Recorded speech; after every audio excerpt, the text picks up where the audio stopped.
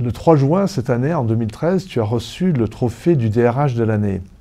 Et je serais intéressé de savoir quel a été l'impact de l'IGS sur tes valeurs, sur ta carrière, voire même sur ta réussite. Qu'est-ce qui reste de l'IGS et du temps que tu y as passé? D'abord, peut-être le premier élément, une sorte d'impression lors du premier contact avec l'IGS. Comme c'est le cas pour les étudiants qui, à un moment donné, vont passer le concours, bénéficient donc de la chance d'avoir un entretien, et approchent pour la première fois l'IGS.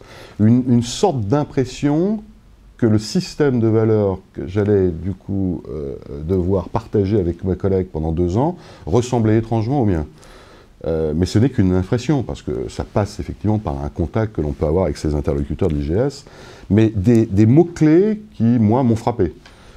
Et qui étaient quand même basés souvent sur le terme, quand même, sur le thème et le terme de l'humain. Et je sais que depuis, Roger Serre rappelle à tous les étudiants qui passent par l'IGS qu'un des éléments de fondation de l'IGS, c'est quand même l'humanisme.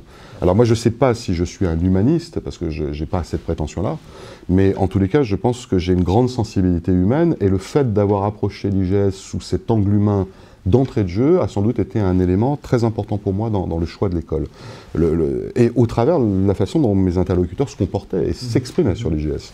Donc ça, c'est le premier élément. Le deuxième élément, il faut remettre ça dans son contexte.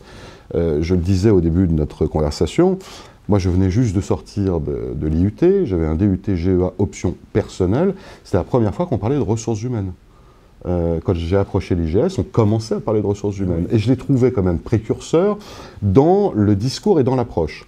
Et ça, j'ai pu le constater au fur et à mesure de l'enseignement. Donc, entre la première impression où j'ai senti les gens qui avaient le même fit que le mien, et je me suis dit, là, il y a quelque chose derrière.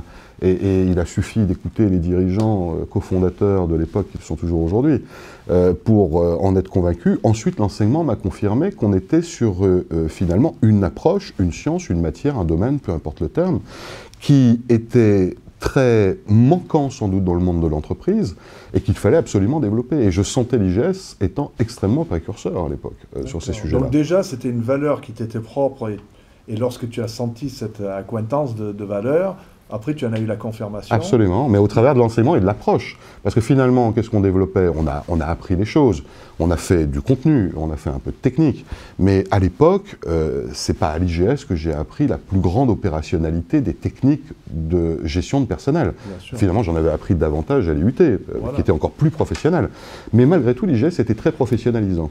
Et ça, c'était un élément, en termes de sensibilité personnelle, sans doute important pour moi, mais ça m'a donné une autre hauteur, une autre vision de ce qu'était la communication entre humains, l'interaction entre humains, la façon finalement de gérer, de manager des hommes et des femmes et des équipes, la façon aussi de se comporter dans le management. Et c'est là que je retrouvais un système de valeurs qui était important pour moi, qui était quand même basé sur le respect, et puis en même temps l'audace, la créativité et l'entrepreneuriat. C'est-à-dire une école qui finalement favorisait cette idée selon laquelle il suffit de prendre le lead pour faire des choses.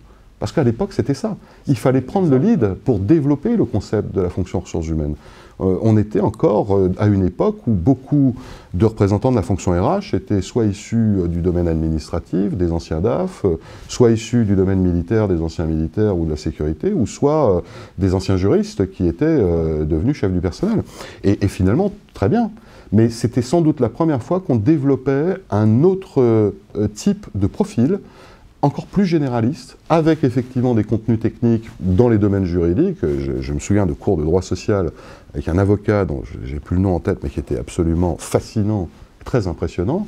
Je me souviens des cours de communication, de management, de gestion de personnel. Bon, les cours avaient du sens, mais l'état d'esprit que l'on développait pendant les cours et la façon dont on constituait finalement aussi l'équipe, nous étions 23 nous à l'époque, hein. Aujourd'hui vous êtes des centaines, nous étions 23, oui, ça a été une sorte de révélation, je n'osais pas dire le terme depuis le début, mais une sorte de révélation.